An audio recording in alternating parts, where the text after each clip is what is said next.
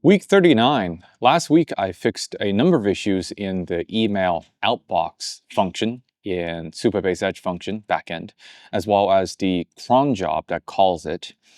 In other words, at this moment, the email sending feature of the app is fully functional. And to make sure that we're on the same page, the setup is that the app can send emails to the guests on the waitlist to notify them of their status. And the way it works is the app would first, whenever the app wants to send an email, it would first call the database and insert a row in the email outbox table with all the information that the email needs to contain. And then the cron job would periodically wake up a Supabase Edge function, the email outbox drainer function, to process all the emails in the outbox table. And the cron job, currently it's set to wake up once every minute. And one interesting thing that I discovered was that in the Supabase Edge, Supabase cron job, you can actually make it sub-minute. In other words, you can go as low as a second. You don't pay for the cron job invocations, but you do pay for the Supabase Edge function invocations.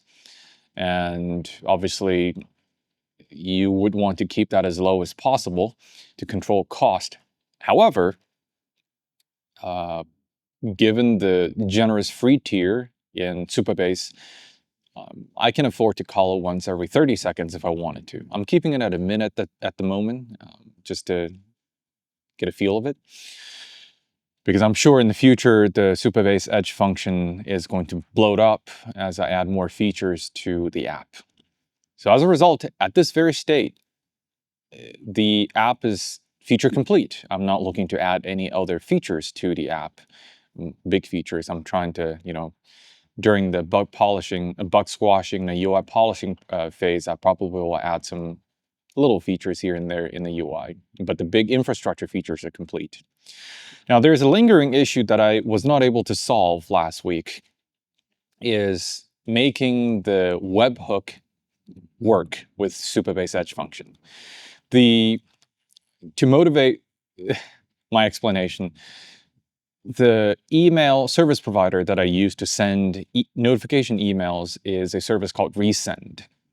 And Resend, you can call APIs exposed by Resend to send emails. That's what the Edge function drainer function does. It calls Resend via API. But after that, email delivery would take time, and Resend would actually, in a lot of cases, would know whether or not the email succeeds in terms of delivery. And then that event is not, obviously, emitted back synchronously in the same API call. It needs a webhook.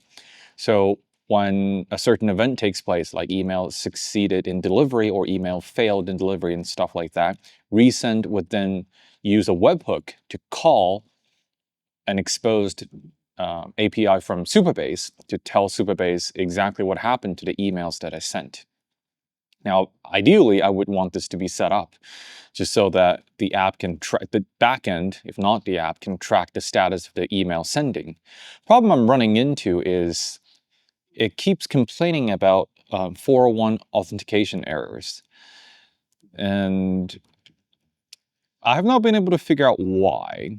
One of the most common issues with this, as experienced by a lot of other developers on the internet apparently, is that when Resend calls the webhook, Resend does not support JWT authentication headers. And that was one of my suspicions with regards to the Supabase backend rejecting the webhook calls. Problem with that is, of course, if you think that this is the problem, you can just disable JWT header authentication token, which I did. That still didn't solve the issue. And I made sure that the keys match, the Resend handshake keys match. So at this point, it's a bit of a mystery. Now, that said, this webhook call is not critical to the functionalities of the app. In other words, it's a nice to have, at least at this very moment. One of the nice things about the Resend API calls is that the sending success is is returned synchronously when you call the Resend API. In other words, you at least would know that the email has gone out when you do call, or not, when you do call the API to send an email. So in other words, at least even without the webhook working correctly, the app in the backend can still successfully track whether or not an email has been fired. We just don't know whether or not the email has been successfully delivered. Now, to be fair, a lot of inboxes, security conscious inboxes and whatnot, do block email delivery receipts. So that further reduces the, I suppose, the necessity and the functionalities of the webhook. At some point, I like to get it resolved, but at this point, I'm not focusing on that.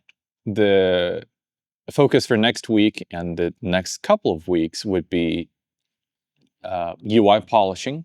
Specifically, I want to start working on the empty state improvement, especially on the onboarding experience. When the user first opens the app, I would want it to be friendly, easy to onboard, and so that the user can start using the functionality as soon as they can.